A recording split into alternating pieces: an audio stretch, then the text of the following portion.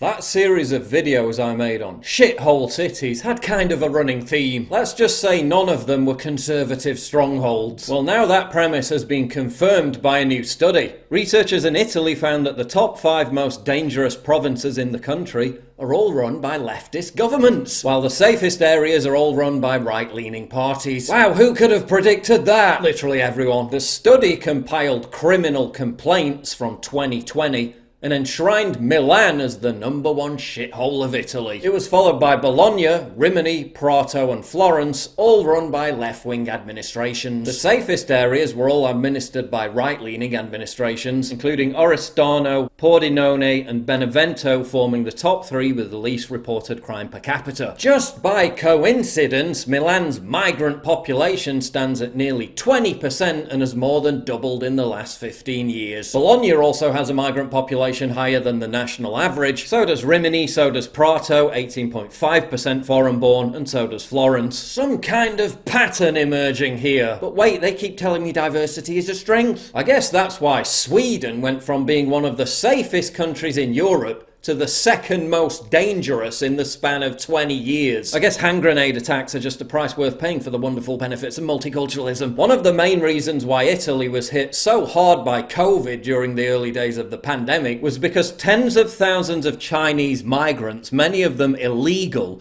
were flown directly into Milan from Wuhan as cheap labour for textile factories. Also recall what happened in Florence at the start of the pandemic. As COVID was raging in China, Florence's idiotic left-wing mayor was more concerned about racism directed at Chinese people than he was stopping the spread of the virus, to the point where he actually encouraged people to go out on the street and hug a Chinese. Because the mere possibility that someone might think you're racist is literally a fate worse than death. La Liga MEP Silvia Sardoni responded to the new Italian study by commenting, "Just for a change, also with regard to the first half of 2021, Milan is confirmed as the capital of crime in Italy. We know that for the left, security is a nuisance. But this phenomenon is by no means confined to Italy. A New York Times report found that 18 of the top 20 most dangerous cities in America were all run by Democrats. Here's the list of cities ranked by their projected murder rate. I haven't seen that many shitholes since I cleaned toilets at the Sheffield Arena. But it's not just homicide rates that characterize the quintessential shithole. In some American cities,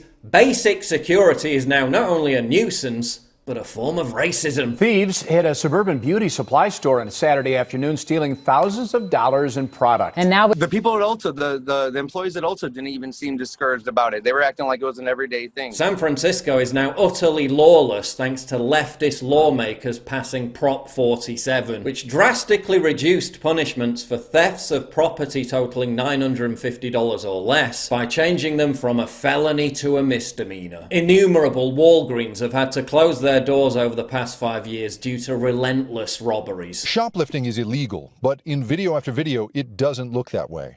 In New York, shelves of a high-end retail store emptied. In California, people walking calmly out with armfuls of stolen goods.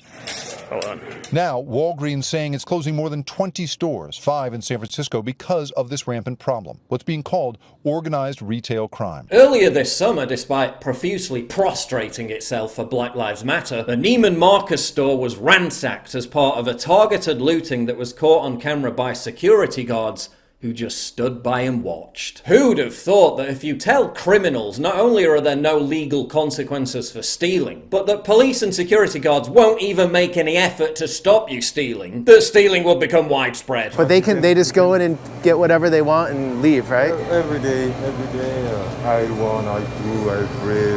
You can't stop them? Yeah. You can or can't? No stopping them? No. Ah, man. Can't touch them.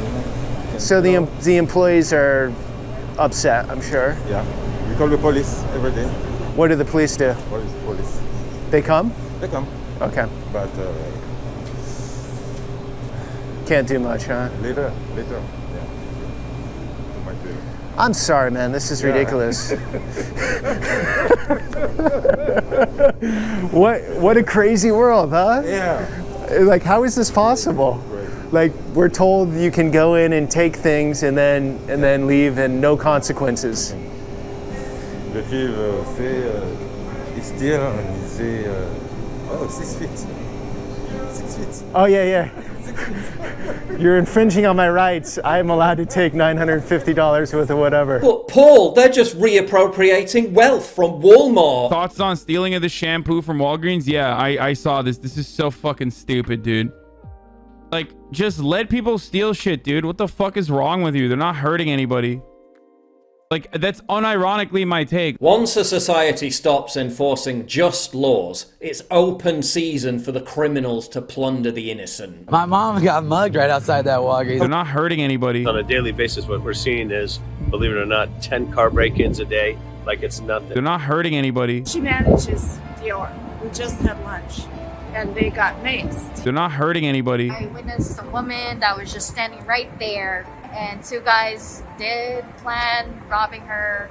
One of them took her bag on the side, and they just ran. They're not hurting anybody. These poor tourists, they're coming over here. They have a great time in one of the most beautiful cities in the world, San Francisco, the city of love. Next thing you know, on the way out, boom, they're getting their luggage just broken into, and it's just not one family.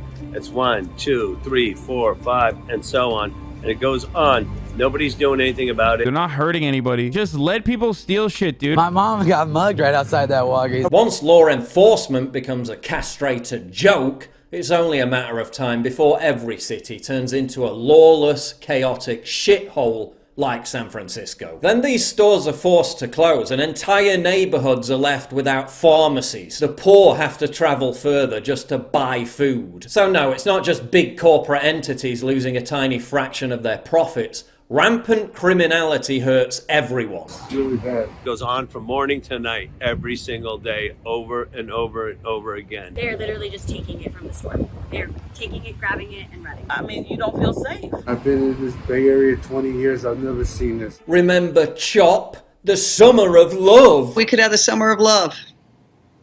Well, yeah, how did that work out for you? You hear that? You got the version.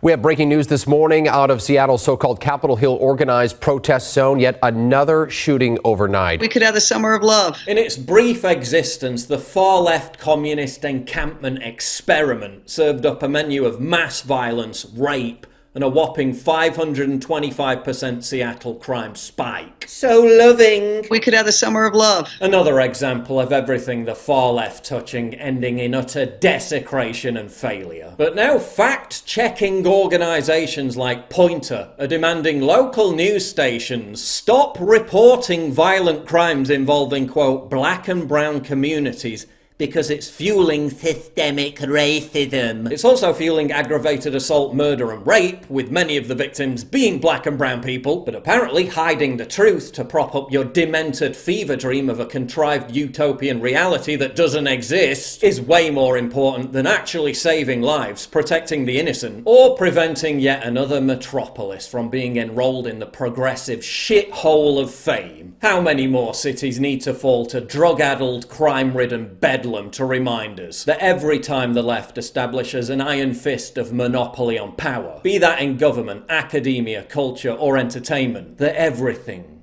turns to shit.